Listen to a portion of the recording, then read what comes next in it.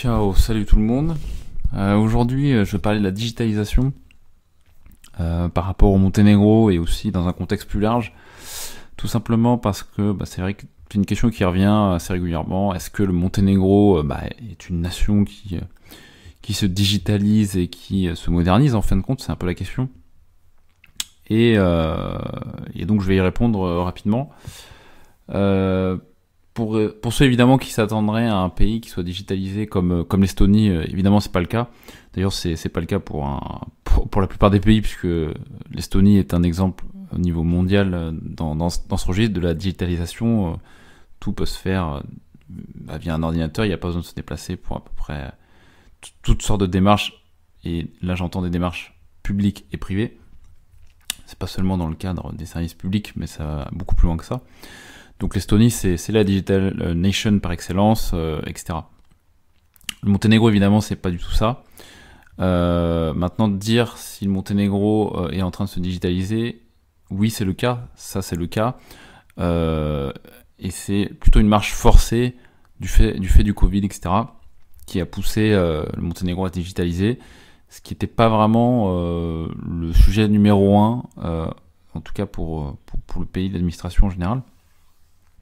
Donc là, on assiste à un processus de marche forcée un petit peu, de modernisation en tout cas des relations entre les citoyens, et donc l'État, etc. Donc ça veut dire qu'il y a des démarches effectivement avant qu'on pouvait pas spécialement faire via un PC, etc. Fallait se déplacer, fallait aller au guichet, etc. Bon. Donc ça, c'est en train de changer. Maintenant, il est clair que on risque pas d'atteindre le degré de l'Estonie, et je pense qu'il y a pas mal de pays qui vont pas nécessairement aller jusque là. En tout cas, c'est ce que moi je pense. Maintenant, de dire est-ce que c'est un point positif que la digitalisation se met en place, etc. Alors là, par contre, moi, je suis beaucoup moins sûr. C'est vrai que ça propose des avantages non négligeables, la digitalisation, c'est-à-dire que vous pouvez faire, vous êtes à l'étranger, etc. Maintenant, il y a pas mal de gens qui bougent beaucoup, pas seulement des businessmen, mais même des salariés. Et donc, le fait de bouger, etc., c'est intéressant de pouvoir gérer les trucs à distance comme ça.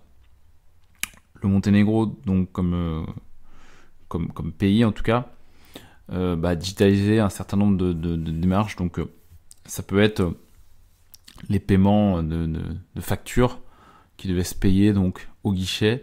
Par exemple, je pense aux factures d'électricité, aux factures d'eau. Il y a un certain nombre de prestations où il fallait aller vraiment au guichet payer. Alors, vous pouviez payer par carte, c'était pas un souci. Ça, c'était pas un problème. Mais par contre, fallait se déplacer, etc. Maintenant, on dirait, est-ce que c'est un point positif ou un point négatif, la digitalisation? Est-ce que c'est bien, est-ce que c'est mal? Est-ce que c'est un plus? Est-ce que c'est un point négatif?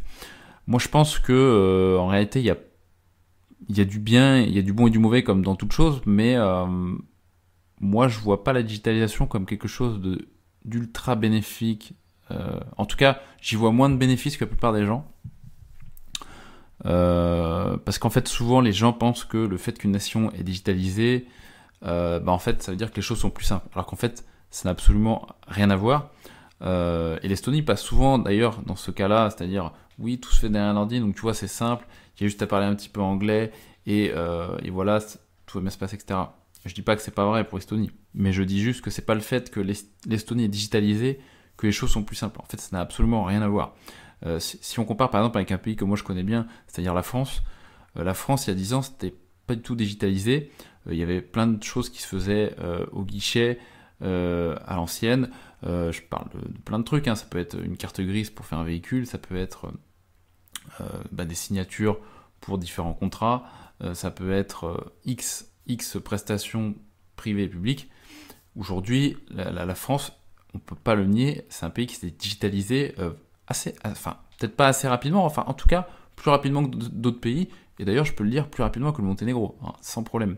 Et bref, il y a 10 ans, la France n'était pas du tout dans le même fonctionnement, en tout cas en termes de digitalisation, pardon. Et donc, est-ce que ça fait de la France un pays où c'est beaucoup plus simple d'effectuer des démarches, etc. En tout cas, c'est pas ce qu'on me dit en 2021 et en 2020.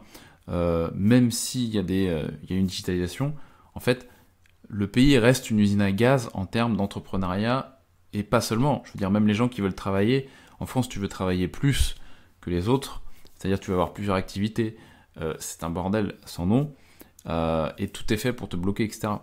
Et en plus de ce contexte donc de simplicité qu'il n'y a pas, en fait, la digitalisation, il faut bien démarquer en fait la digitalisation et les étapes. En fait, sur un État ou même un organisme privé, le fait que les choses sont plus simples, c'est parce qu'il y a moins d'étapes et que chaque étape individuellement peut être plus ou moins facile. Mais c'est ça qui fait que des choses sont plus simples. C'est pas le fait qu'un pays est digitalisé. Donc il faut pas confondre, parce que beaucoup confondent ça en fait. Tout le monde pense que ouais, c'est cool, c'est digitalisé, c'est plus simple. En fait, ça n'a absolument rien à voir. Si tu as 10 étapes dans le monde réel, entre guillemets, et tu as toujours 10 étapes pour la même prestation dans le monde digital, à différence que, au lieu que tu sois derrière un guichet et que tu peux discuter avec une personne éventuellement pour accéder ou régler un problème, en fait, tu vas arriver sur un écran où tu as un automate, ou en tout cas un logiciel qui te bloque à l'étape où tu es rendu. Donc moi, je pense que la digitalisation, c'est pas la facilité, ça n'a absolument rien à voir, et c'est pas du tout une simplicité, ça simplifie absolument rien. Par contre, ça fragilise les libertés de façon certaine. Si on prend le contexte, par exemple, d'une nation comme l'Estonie, en haut de la pyramide, on met des mecs malsains, des mecs et des femmes malsaines, et ils ont juste appuyé sur un bouton pour que tout le système s'arrête. Parce que c'est digitalisé, donc c'est plus simple pour eux d'arrêter le truc. Et ça peut être pour diverses prestations, je suis pas en train de parler de tout généralement, mais les gens peuvent bloquer en appuyant juste sur un bouton d'autres gens en fait. C'est ça la digitalisation. Ça, c'est les vrais risques de la digitalisation. Et quand on regarde, c'est ce qui se passe en fait un petit peu avec le fait par exemple que tout l'argent déjà est digitalisé, les mouvements d'argent sont digitalisés. Aujourd'hui, on l'a vu, les États, ils peuvent dire, écoute, mon petit gars, ton commerce, il ferme, et si jamais tu l'ouvres, je le saurai parce qu'en fait, je verrai les mouvements, donc les mouvements d'argent entre tes clients et toi, donc je verrai que tu n'as en plus pas respecté ce que je t'ai dit de faire, c'est-à-dire de ne rien faire et de crever. Donc on voit que la digitalisation, c'est vraiment pas du tout un outil, en tout cas quand on le contrôle pas, qui peut vraiment se retourner contre nous et de façon assez violente, et sans vraiment de plan B. Donc moi je trouve ça très dangereux. Pour moi, la digitalisation, c'est vraiment la mise en place de la dictature sûre et certaine, sans bavure, sans aléas. Enfin, c'est vraiment super quand on regarde sur le papier. La digitalisation, c'est l'outil de rêve pour mettre une dictature en marche. Et surtout, c'est une dictature qui demande peu de moyens pour opérer.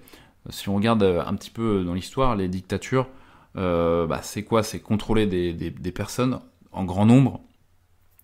Pourquoi pas les mettre dans des camps? Pourquoi pas les bloquer à des endroits clés physiquement, les empêcher de faire certaines activités? Mais ça demandait des moyens énormes pour mettre en place ces restrictions, entre guillemets, des moyens humains énormes et matériels. On parle de militaires, on parle de matériel qui fait peur, donc qui peut tuer, mais des moyens vraiment énormes.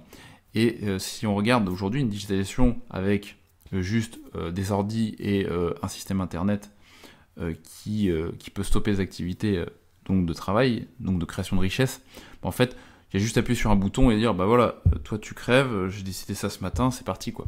Donc je trouve que la digitalisation dans l'ensemble est une discipline très dangereuse, surtout quand on sait que les mecs qui contrôlent ça sont un peu des zozos quoi. Enfin sont des malades mentaux. C'est bien ce qu'on a vu avec le machin 19 là. Donc il est clair que pour moi le Monténégro, je le sais, c'est vrai que c'est un pays qui a du retard sur la digitalisation, je vais pas le cacher. Moi ça me dérange absolument pas, et je pense même que ça va être une force, le fait d'avoir un petit retard, et surtout le fait qu'il y a les humains qui sont encore au centre des débats en fait. C'est-à-dire que si on enlève tous les humains et qu'on digitalise tout, on n'a plus d'axe de négociation sur diverses prestations, etc. C'est un problème majeur. Quand il y a encore des humains au centre des débats, on peut négocier, il y a un problème, on discute, et après discussion, il y aura une issue qui sera certainement plus favorable que juste discuter avec un écran d'ordinateur ou un automate où il n'y a pas les émotions qui sont en direct avec une personne, etc. Quand on a des discussions entre deux humains, bah là, il y a des personnes qui pensent quelque chose avant la discussion et deux personnes peut-être qui vont penser quelque chose de différent après la discussion parce qu'il y a un échange d'émotions, il y a vraiment un truc, ça s'appelle le contact humain, tout simplement. Mais avec les ordi, on n'a pas ça, quoi. Et ça me semble très dangereux. Donc moi je pense que voilà, pour faire un petit bilan, la digitalisation, c'est vraiment pas un truc qui a été créé, je pense, pour aider les gens, entre guillemets. Même si on voit que dans ce monde-là, il y a des trucs qui émergent, des mouvements, entre guillemets, libertariens dans la digitalisation. Maintenant, ça va être une guerre, là encore, pour imposer un système face à un autre. Mais voilà, moi je pense que la digitalisation, c'est quand même quelque chose de très très dangereux, et il me semble que le truc le plus dangereux, c'est le fait qu'on peut avoir une dictature avec peu de moyens, en fait, une dictature pas chère, quoi, qui coûte pas cher pour bloquer les gens. Donc voilà, je pense qu'il faut méditer là-dessus un petit peu, essayer d'avoir un équilibre entre le monde digital et le monde réel, mais pas s'enfoncer à fond dans le monde digital, parce que je pense que c'est une erreur. En fait, ça peut être l'erreur de toute une génération. De se foutre à fond dans tout, de se digitaliser en fait dans l'ensemble. Je pense que ça peut faire de nous des personnes vulnérables en fait. Donc voilà, petite méditation, mais en tout cas sur la digitalisation qui effectivement, le Monténégro n'est pas, ce n'est pas l'Estonie, voilà. Je pense que vous en doutiez un petit peu, mais je préfère le préciser parce que c'est pas le cas. Mais on est sur la route, on va voir jusqu'où ça va pour cette évolution, quoi. Voilà. Je vous laisse ici et puis je vous dis à bientôt. Ciao ciao.